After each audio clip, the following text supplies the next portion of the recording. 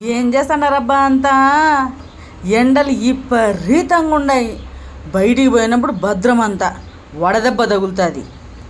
ఎండల కాలం కదా, పెరుగు కుండలో పేరేసిన చల్లగా ఉంటుందని పద్దానికి పెరుగు అయింది. ఇంకా ఇవాళ మంటి దాని చుట్టుపక్కల పోతే చాలు నన్ను యూస్ చేసుకో అని బ్యాక్గ్రౌండ్లో మ్యూజిక్. మధ్యాహ్నం నీ పని పడతా ఉండవమ్మా అన్నా. నేను మనిషికి సరిపోయేంత రోజు లస్సీ చేస్తాండ.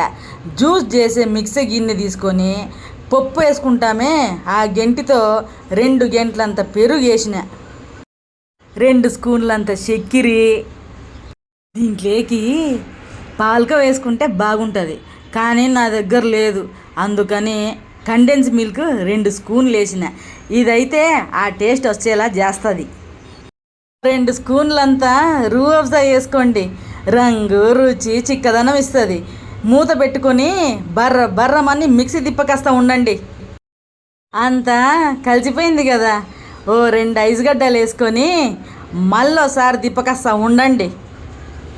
ఓ గ్లాస్ తీసుకొని దాంట్లోకి లస్సీ పోయండి. మీకు నచ్చితే పైన జీడిపప్పు బాదం ముక్కలు వేసుకోండి. మీకు మాట చెప్పాలబ్బా, అనంతపురంలో జీడిపప్పుని గోడంబి అంటారని ఎంతమందికి తెలుసు? తెలిసిన వాళ్ళు కామెంట్ చేయండి. ఈ వీడియో కనుక మీకు నచ్చినట్లయితే లైక్, షేర్, సబ్స్క్రైబ్.